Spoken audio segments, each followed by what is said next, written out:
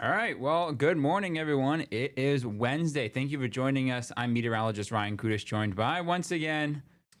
Meteorologist Nathan Himslow. I was seeing if I had to do my own work today. Yeah, Say my own I'm throwing you a name. little curveball since Yeah, it's Game 3 of the Brewers and Cubby series. So I throw a little curveball. right. I don't know. I think you kind of fouled it off because you picked it up a little late, Yeah, but you made some contact. right. So, It works. do you have your dad joke today? Oh no, I totally forgot about it. It's been so hectic with the whole tsunami thing. Yeah, so It's we have an update on that coming up right. shortly. But it was a wall of information to dive into, Yes. literally Yeah. over the last 24 hours. Because as meteorologists, earthquakes aren't something that we usually Right. we don't study them in school very much. Yeah, we'll study marine like waves and wave period and amplitude and stuff like that. But diving into the tsunami stuff yesterday, I was trying to watch as much as I could because Yeah. I knew we were going to talk about this today. But that's kind of on our agenda later today is talking about the major earthquake update. We'll do a little regional weather update and then a little. I don't know if we'll get too much national weather stuff today. I think it's going to be more regional. And then kind of the earthquake stuff is pretty Yeah. much the national update today. Yep. The only other thing happening nationwide is the heat. There's not a lot of severe weather happening, which is obviously good news. And the big news is the heat that's building down to the Mississippi River Valley. So we'll mainly talk about that earthquake today, but that was pretty wild, huh? Yeah, it was, I had seen it come up last night and I was like, okay, time to brush up before I get to work tomorrow because it's been a while since I focused on anything to do with earthquakes or tsunamis. Not really a big pressing thing in New York or Northeast Wisconsin, it's not something we spend a whole lot of time, digging in on. So, yeah, Yeah. it was fun. I mean, it's always fun to learn new things and refreshing kind of learning again was a nice way to spend my evening and I've got family in Hawaii too, so Wow. paying attention for them was interesting. Yeah, I know we have a coworker here whose parents are on the island as well. Yeah. So, and we'll kind of we'll get into the advisories that we have out there right now and stuff like that pretty soon. But just based on what we're seeing, it was pretty interesting to watch it all evolve. But the one thing I discovered is that at least we have warning time. Like Yeah. I was watching the broadcast. I think I was watching Fox Weather because they were the only national news station covering it. And, I was listening and it sounds like, with these that we have plenty of time to prepare. Like it started at what, 6:24 Central Time, which I believe Yeah. Hawaii time is 4 hours prior because It might be it might be 5. I five. think Okay, it's it might 5. be Yeah. 5. So that would have been at 1 o'clock in the afternoon Hawaii time, and it didn't arrive in Hawaii until 7. So Right. there's a 6-hour lead time Yeah. there. So that's the good news. Obviously, crunch time. 6 hours Right. is can be a little bit of a crunch time for some people, especially with all the traffic and the limited space on the island. Yeah. But still, there's plenty of lead time. It's just like kind of hurricanes. Right. You know that it's coming. The only thing is with tornadoes, you know, tornado warnings can pop up in a blink of an eye. Right. So, with Well, tsunamis, we have plenty of time to prepare. yeah, it's especially nice because in a place like Hawaii, I mean, you're on an island. It's not, like it's not very easy to travel around like you need to. So they were able to get some escorts going out. They went out to, I know the Navy had done some escorts out to Ford Island. So Yeah. having that, large gap of being able to get prepared is huge for them. It's the people that are on that eastern coast of Russia, some of the Alaskan islands that kind of jet out. Right. Those people that are really, really close to the earthquake, you have Yeah. less time to prepare. I think Right. you see here on my screen that it was an 8.8 magnitude earthquake, which we'll kind of get into the magnitudes in a second, that occurred at 6:24 p.m. Central Time at a depth of 13 miles, so 13 miles below the surface of the water. But it was only 50 miles, and you can actually, I have that on my next graphic. It was 60 miles away from the coast. So that's not a lot of time to prepare once the tsunami hits, because once the earthquake hits, the energy starts to spread out Right. very quickly. So, that's not a lot of time to prepare. Same thing for those Alaskan islands that are not far away. They probably had about an hour or so to prepare. Right. Versus, I'm not going to try to pronounce that I was that just gonna Russian. say, I don't even have no matter time is enough for me to prepare for announcing that. So it's You know what? I'm gonna try it. okay. I'm definitely gonna botch it, but Right. it's CTV. We're just gonna give it a shot, right? Right. I was actually watching the broadcast yesterday, and I saw the name, and I thought I had it. I think it's Petropavlovsk Kamitsky, Russia. I have no idea. That's got to be pretty close. I feel like that's on. Maybe I have a little bit of Russian in me. I don't know. Maybe. I mean, He's rushing through CTV today. yeah, right. There's your dad joke. He's rushing through it. Yep. Wow, on the We fly. need to get That a was cricket sound effect. Yeah, I need to get It's like just- on my soundboard here, a little Right. cricket. Yeah. But you can see that this fault line was incredibly active yesterday. I queued it up. One. Did anyone see that? Did I? I don't know what I just did to my thing here, but I guess we're gonna be down here now Yes, instead. I'm taller. Hey, he's taller for once. I have to get in stilts now.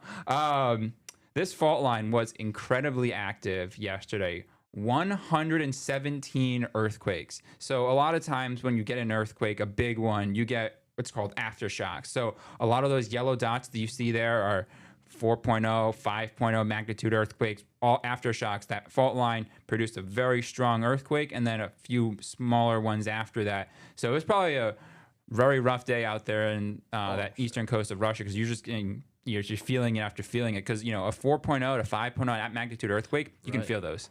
Yeah, and it's also a concern of we're talking tsunami, but there's also a structural factor of that too, of anything Yeah. that might be inland. Trying to fix my seat now. I guess I'm not going to do that, but I guess you're going to be taller from me for once. But all right, prepare so for those that are watching this live or watching this later, my computer is going to do something very interesting with changing this because I want to go over to Hawaii and talk about Hawaii. You're going to see a very interesting camera turn. Ready? In 3, 2, 1. Does a backflip. Did a little backflip on me. Yeah, that is incredible. So you see here that there is what's called a tsunami advisory. So there's 3 categories: tsunami watch, tsunami advisory, tsunami warning. So the entire island of Hawaii was issued a tsunami warning yesterday. And the reason why, what I've kind of gathered, is that the way that the energy from this tsunami was moving, it was northwesterly. So I can grab my pointer feature here. It was moving essentially, the wave energy was coming this way. So that puts most of the island in a direct path of the energy. Even the main island down here, the bigger island, all of them were in the direct path of this wave. If it was a northerly direction, like if it was say out in the Alaskan islands, it would be mainly the northern edge of these islands. But the fact that it was a northwesterly energy propagation, that means that a good portion of the island did have a chance for some tsunami impacts. And the fact that it was an 8.8 magnitude earthquake, I mean, the damage is you just don't know what to expect. That's the one thing about these earthquakes. You just never know what the wave energy is going to do because it's so far out and there's not really people out there surveying it, right? Yeah. We're just waiting for it to cross over a buoy to see how high that buoy goes and then falls. Right. So, that's a very tough thing to say. We're going to have impacts. It's not something you can, say, very confidently. Right. And I think, the National Weather Service station out of Honolulu did an amazing job yesterday.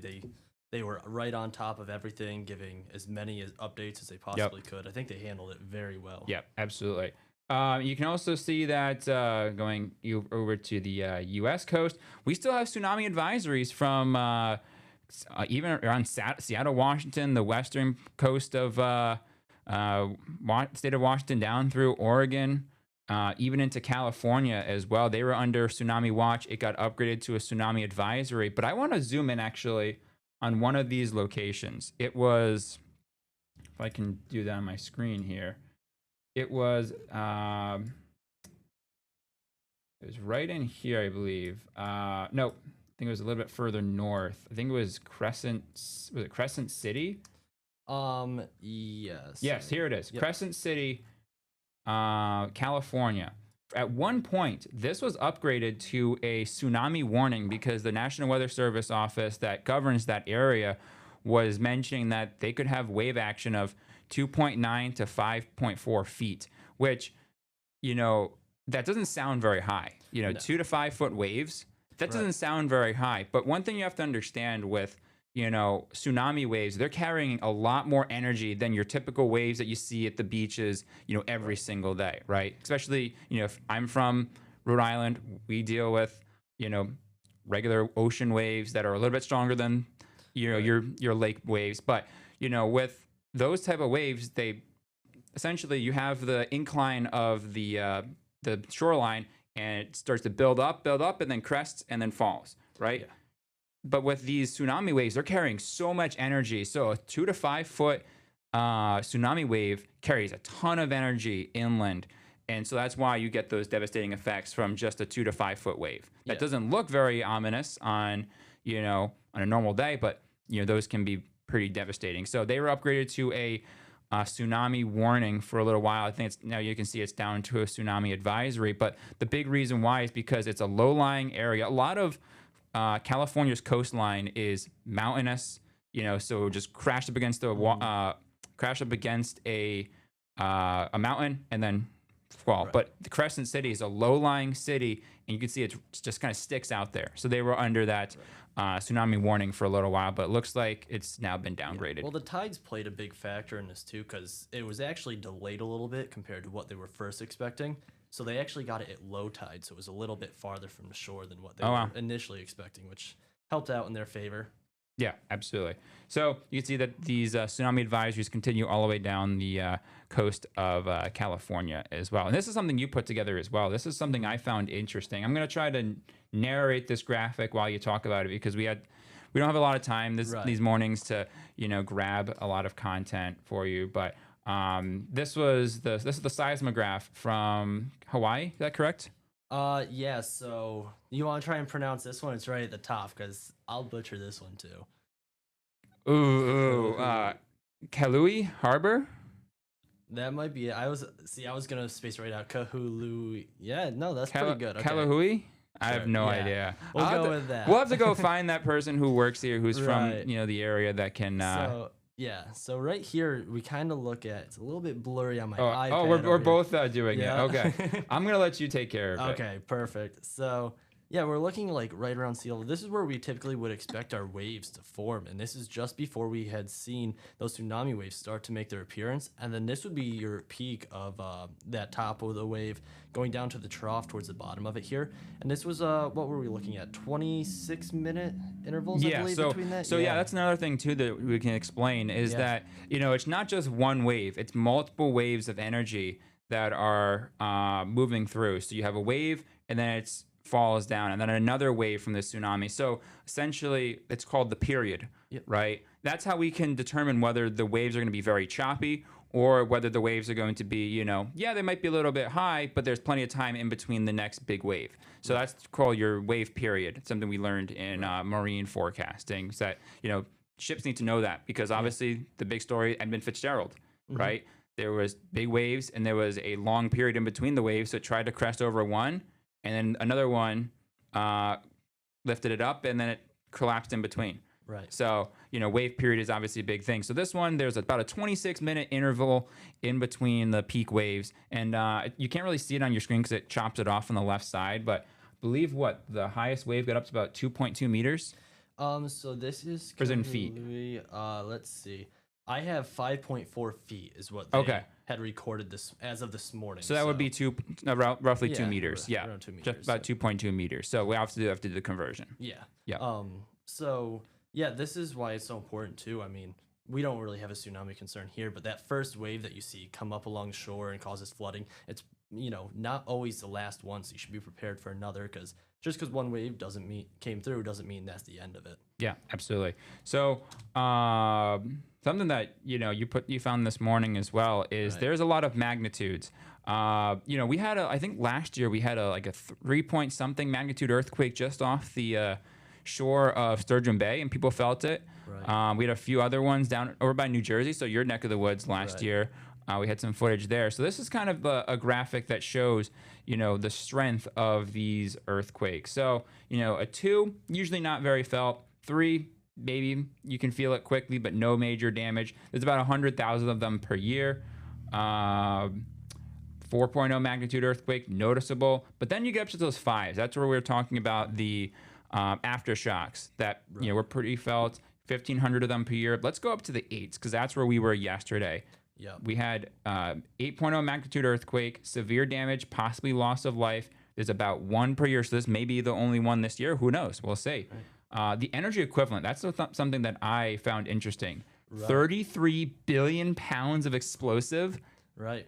I never really studied earthquakes. That's incredible. Yeah. That's a lot of power. Right. And then obviously we've had a few 9 earthquakes, near total destruction, about one every 10 years. Were we at 8.8 yesterday? Yeah, we're at so 8.8. We were just below 9. Yeah. And that's one every 10 years. So 1 trillion pounds of explosive. And yeah, so I put together a graphic this morning on some of the strongest earthquakes. This one is that one you see at the top right of your screen.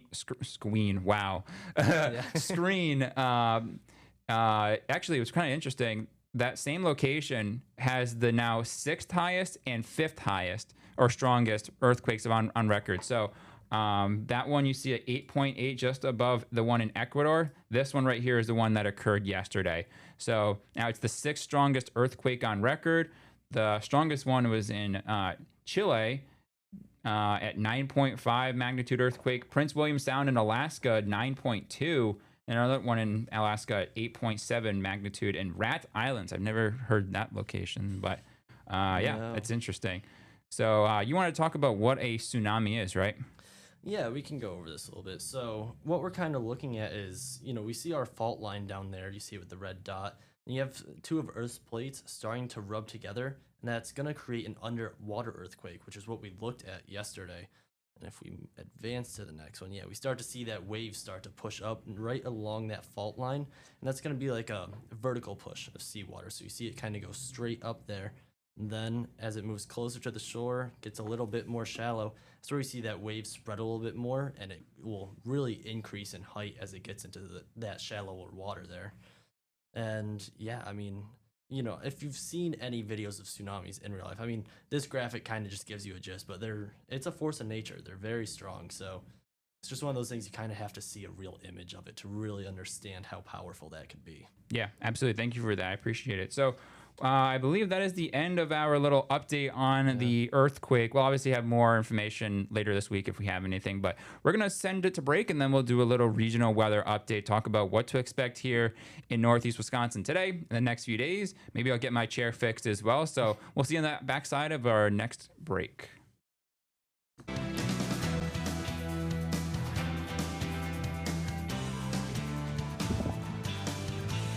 All right, we are back, and I am now taller than Nathan once again. I figured it out. My size 12 foot is the reason why. The whole time. Okay, fine. Better? Yeah, way up. Yeah, exactly. So my size 12 foot is a reason why I kicked the lever that controls my chair. So that's my bad. But one for the blooper reel, I guess, right? All right, let's get into this regional weather update. What on earth is happening out there today? Well, I want to talk about what has happened over the last 12. It has been warm, to say the least. We've had temperatures in the 80s, closing in on 90, but this actually isn't the warmest we've ever had. I was just looking back in like 1936, we had like a span of 5 days where we had highs in the hundreds, maybe one day dropped down to the low 90s, or the middle 90s. So this is not record-breaking heat. This was just abnormally warm and abnormally humid. And today is a lot nicer. Here's a live look into Green Bay, but 69 degrees right now. But the most ominous thing about today is the visibility, the wildfire smoke. I walked out of my apartment while thankfully I didn't have to worry about my glasses fogging up. Right. I immediately smelled the smoke. So, we have, yes, we have the cooler temps, the comfier dew points, right, but we have the wildfire smoke, and you'll see on radar, we have some rain to get through today. So it's not the greatest looking day, but trust your local meteorologist. It gets better tomorrow, going into the weekend for sure. So you can look at those temperatures right now. It's upper 60s to around 70. At this point yesterday, I think we're in the lower 80s. Yes. You can see on our temperature change over the past, that was 48-hour loop. Okay, I should probably have changed that. But over the last, this is over the last 24 hours. We're about 10 to 15 degrees cooler than this point yesterday. Right. So it just shows you how much cooler we're at today, and it's going to be We'll only see highs in the lower to middle 70s this afternoon. Dew points, yeah, they're a little muggy, a touch humid down there towards Oshkosh, Wapaka, comfy up there in the Northwoods, comfy here in Green Bay. So we're hovering around that, muggy point. Right. But we do have a northeast wind that's pushing that humidity out slowly, and I mean slowly. Yes. Probably slower than some of the first pitch I'm about to throw later today, or one I did earlier this year. So, yeah, we're still seeing the mugginess out there. You can see that change though, about 5 to 15 degrees cooler on the dew point meter. So that's good. And guess what? It's going to stay comfy for at least 5, maybe 6 days. The thing is, it's so comfortable now. It's a little bit cooler, not as humid. And you look up, and now it's cloudy, smoky. We have some rain. You can't win them all. No, you cannot win around here. But I think we'll be winners tomorrow for sure. But you can see on the air quality index, we're in that good. Or we were in the good category yesterday. Today we're in the moderate, unhealthy for some to unhealthy category. Unhealthy means everyone needs to take precautions. Whether you're a healthy, able-bodied person or you have, some issues with the wildfire smoke, everyone needs to take precautions today. You can see we're in that, it's called micrograms per cubic meter, and we're in that range of 55 to 150 micrograms per cubic meter of poor air quality. So you really got to take it easy today with the wildfire smoke out there. We do have an air quality alert statewide until noon on Thursday. Now, it looks like, based on the forecast that I'm seeing, right now, you can see those greens and yellows. This is the near surface smoke product. It is right down to the surface. Right. It's pretty noticeable. You can even smell it outside as well. I walked outside. You can easily smell it. And you can see here on the forecast, it does stick around for today, even into the overnight hours tonight. So while you might want to open up the windows, I think you got to wait until tomorrow because you just do not want that smoke in your house at all. It's tempting because it's cool. Yeah. But tomorrow, just wait a couple days because when that air clears up, it's really the best time for it. Yeah. So here's noon. This is when the air quality advisory will expire. Still a little bit of smoke on this HRRR smoke model. So we'll see if it lingers on. I think it might linger to at least the first half of tomorrow. Mm-hmm. But based on the forecast that I'm seeing, that northeast wind pushes it out by late Thursday. So we'll see if they do opt to extend it. Maybe they'll extend it until, end of day on Thursday. We'll have to monitor. It's not the National Weather Service who issues those. It's the Wisconsin DNR. Just the Weather Service has to relay those advisories. So we'll see how that plays out. But I do think it really thins out late Thursday going into your Friday. Now we have to turn over to the rain aspect. We have I was going with rain holding off to the afternoon, and that forecast busted, to say the least.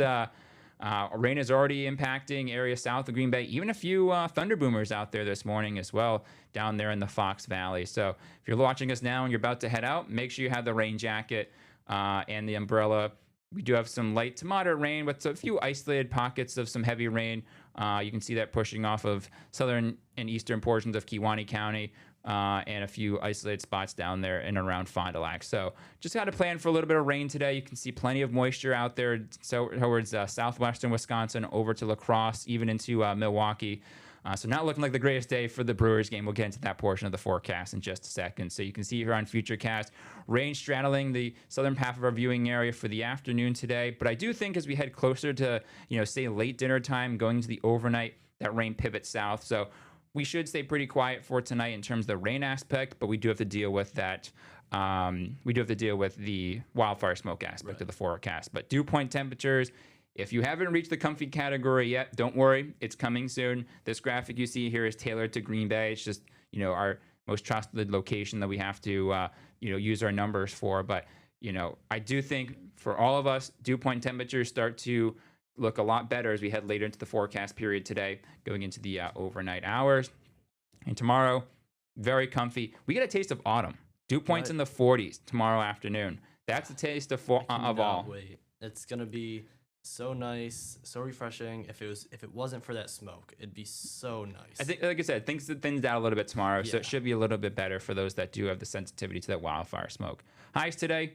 Lower to middle 70s, falling now below average compared to 10 to 15 degrees above average. So we're falling about 10 degrees cooler than average today. Out on the water, not the greatest day. We have a strong northeast wind 10 to 15 knots. We do have a small craft advisory for the Bay of Green Bay and the nearshore waters. We also have a beach hazard statement. So I think tomorrow is going to be a better beach day. I would hold off on that for at least another day. Almanac for today, 75 for a high. You can see our record is 99. Overnight low, 58. Average low is 60. So we're below average for both our high and our low temperature for today. So we're going to take one more break, and then we'll do a little wrap up of some baseball forecasting for you. So we have a lot of games happening today. So we'll be right back with you in just a...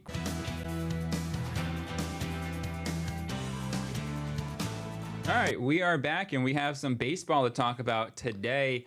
It's not an ordinary game down there in Fond du Lac because some of your favorites here at WFRV are making an appearance. It's WFRV night in the ballpark. Myself, Caitlin Corbett, and some of our sports folks are taking a break from Packers training camp and headed down there. So we'll be there to, meet and greet, ask us some questions about the weather, what it's like to be in the news business. And doesn't look like we have the greatest looking game out there, to say the least. We do have a chance of some showers around first pitch. So hopefully, I don't think this one will get rained out. We might have to just deal with some light rain. But if it's not raining, cloudy, on the cooler side, about 65, 64 heading home. I did bring my rain jacket. I told Caitlin to bring her rain jacket yesterday at the end of the 4 o'clock. And it looks like that decision is going to be one that we will not regret. No, I would definitely bring the coat. I mean, who knows? Maybe you just like to have some fun in the rain. Go have a dance in the rain, Ryan. Yep. But our other Northwoods Leagues folks have a game as well. About 71 for first pitch for the for the Rockers rather. 68, mostly cloudy, heading home. About 67. So looking like a decent game there. But the big one is down there in Milwaukee. The Brewers have won the series, folks. They won again last night. Going for the sweep. If they can sweep the Cubbies and then the Dodgers, that's incredible. Big matchup tonight. Freddie versus Shoto Imanaga. First pitch is at 110. I think they'll have the roof closed at AmFam today with the chance of some rain. Actually might be closer to first pitch, but we'll see. That rain is starting to progress east a little bit quicker than expected. So maybe some rain showers at first pitch, but either way, chance of rain this afternoon down there in Milwaukee. Temperatures in the lower 70s. Pretty comfy down there as well. And then the one that we want to touch on really quickly, we have about 30 seconds left. If you're going to camp tomorrow, beautiful. 60s, 70s, sunshine, comfy weather. Players will like it. Water boys will enjoy it. I think we all will as well. Yeah, no, that's a great day for it. It doesn't get much better than that. Yeah, absolutely. So we have 10 seconds left. Thank you for joining us once again on this Wednesday edition of Storm Team 5 Plus. We'll join you right back at the same time tomorrow, so have a great rest of your day.